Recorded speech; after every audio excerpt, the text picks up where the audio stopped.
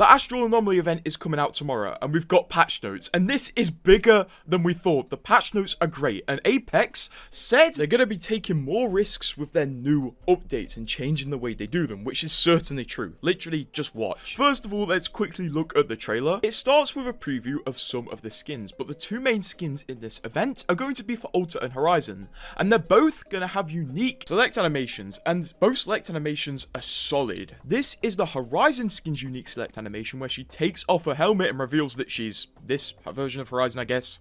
And then this is Alta's unique select animation. Neither of these skins are milestone skins. Both are going to be legendary skins, which seems pretty solid right now.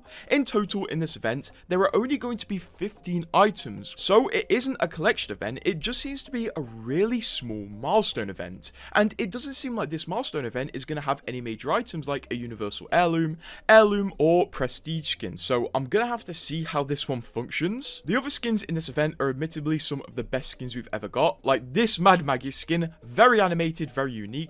This Octane skin, which is insanely cool, and it reminds me of these little guys from the Ruler of Everything music video. Come on, these are identical. We get a very, very, very nice Crypto skin, and also a Seer skin, which is the worst of the bunch, but honestly, it's still solid.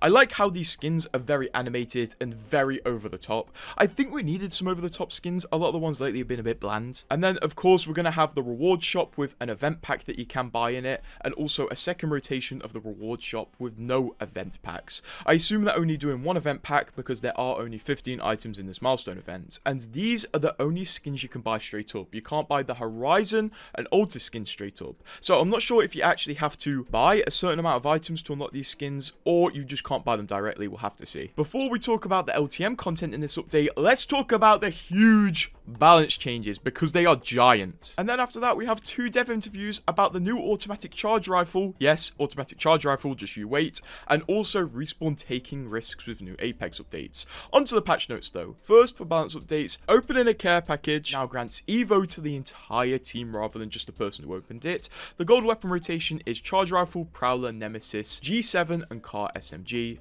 And now if the player is in the ring too long, support perk benefits will be disabled. Also, there's now a whole new weapon system implemented into certain guns, these guns being the Nemesis Burst AR, the G7 and car SMG. This system is called Accelerator, and it increases Evo gains from damage, increases ultimate charge from damage, and allows players to gain 30% ult charge from any enemy they knocked while using the accelerated weapon. So it basically makes the Nemesis, the G7 and the car SMG huge for people who want to recharge their ultimate really fast or charge their Evo shields. Onto more balance changes, if you get stuck by an arc star, you will now be notified that you're stuck before you get blown up, and the select fire hop up has been added back to the game, and it's equipable not just on the prowler, but also the charge rifle.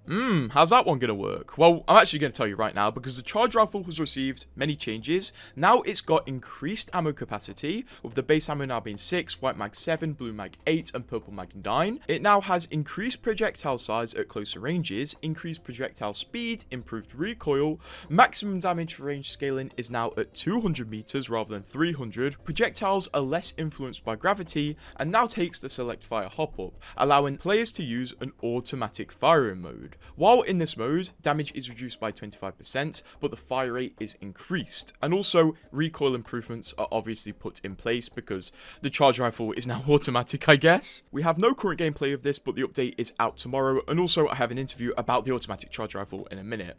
But also, the Mastiff has seen some changes. Now, if you aim down sights, the blast pattern tightening is now reduced, the blast pattern size has been increased, and also, Respawn have increased the time before the Mastiff is ready to fire when raising the weapon. And also, the raise and lower times of the Mastiff have been significantly increased. So this thing is seeing insane nerfs, not to its damage, but its handling. It's now going to feel a lot more sluggish when you pull it out, and it's going to take a bit to get used to its new timings of being able to shoot from sprinting. Because of this, the Peacekeeper has seen 2 buffs, with the choke speed being significantly increased, so now it tightens its blast radius quicker when aiming down sight, and also it's had an increased projectile speed. And the RE45 has has seen a buff, and it now has 1 extra damage from 12 to 13. Because Ulta has a massively low pick rate now, she's seen some changes. Now her Void Nexus cooldown is reduced to 120 seconds from 180. It now no longer times out by default, and the range has been increased from 200 meters to 300 meters. That is her ultimate. She has new upgrades. The Eternal Nexus perk has been removed and implemented into her base kit. The Eternal Nexus perk would basically make it so her ultimate doesn't time out and is just there for an unlimited amount of time, and she got a new perk to replace that called Multi-Dimensional, which grants you, and I'm not kidding here, a second Void Nexus. So you can have 2 ultimates up as Ulta at the same time. Your team can literally teleport to 2 different positions.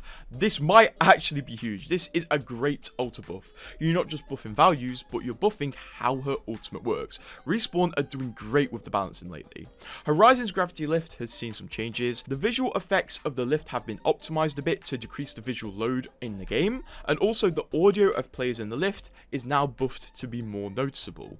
Loba has seen some big changes to say the least. Like, seriously, you're gonna want to play her when this update comes out, because starting with her ultimate now starts with 99% charge. Before it was 50%. They added griefing protection, so now I don't think teammates can break the ultimate. It can now be remotely picked up. You can now grab banners through the black market without consuming black market usage. You can now open vaults without a key, but no evo is awarded. And also pulling vault loot through the black market no longer breaks it, but this can only be done by Loba. You can now once again take loot from explosive holds. Respawn removed a delay after placing the black market before it becomes usable. Small meds, shield cells and syringes no longer consume black market usage, meaning you can pull unlimited cells and syringes through the black market, but now special POI loot, like the loot at Trials, Big Mord, and Caustic Labs, no longer appear inside the black market. Her tactical now has 2 charges, and they also reduced the tac toss time slightly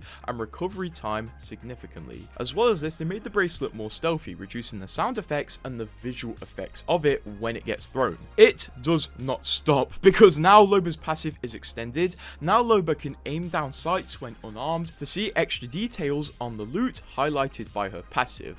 Also, the upgrades were changed. For her first set of perks, she now has 2 new perks. One called Wolf's Claws, where she can gain a speed boost and faster weapon draw after a teleport, and also Shopping Spree, which allows her squad to take 3 items from a black market, so you have to choose between those 2. And also for her level 3 perks, which are the highest level perks, she's got one called Brand New Bag, where the squad gains gold backpacks. The whole squad does when Loba picks this perk, or Escape Artist, where after teleporting, you automatically regen 50 shields, although damage interrupts this.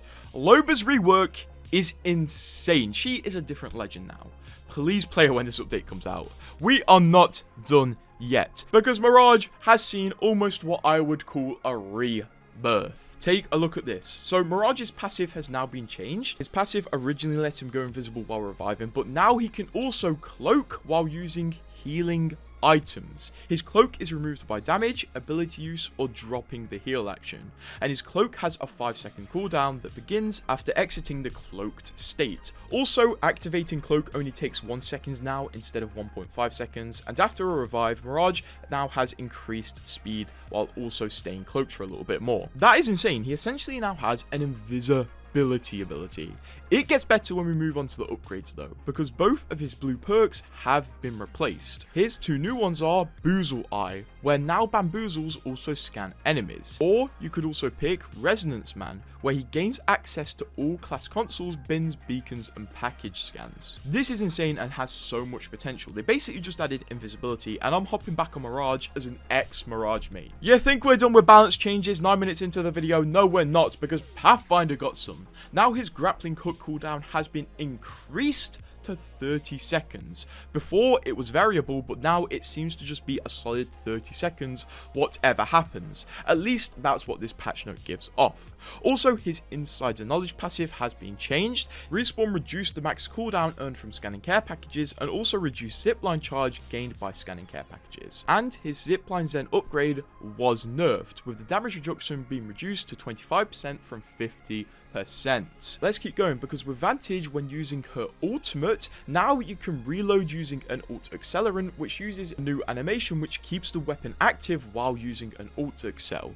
And we're still not done, because the content in this update is going to be Launch Royale, but it's returning and it's going to be active on all maps now. It's going to be active on KC, World's Edge, Olympus, Stormpoint, Broken Moon, and District. This is going on for 2 weeks, and these are the changes that are coming with Launch Royale coming back. You can pause if you want to see them, fellas. There's a lot of just fluff here. Along with this, for the remainder of the season, Rift Relics are returning, and we're getting a few new ones. First of all, a new Rift Relic we are getting is Upgraded, which unlocks and activates all legend upgrades while equipped. Also, Emergency Smoke, which releases a vision obscuring smoke cloud at your location when you receive damage. On top of that, we're getting Map Hack, which occasionally pings enemies within range of your minimap for you and your allies, and Phase Rewind, which is activatable at any time and sends you back to a previous location.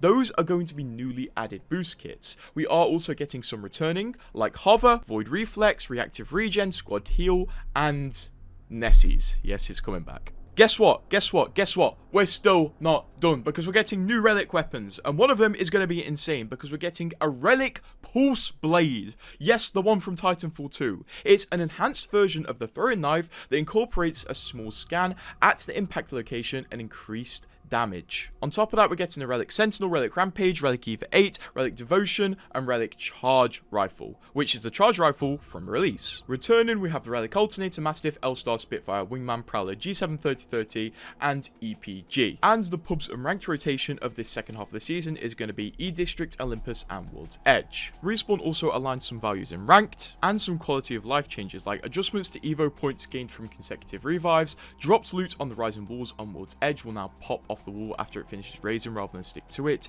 Healing option now defaults to cells instead of syringes, and some voice chat volume setting changes. Oh my god.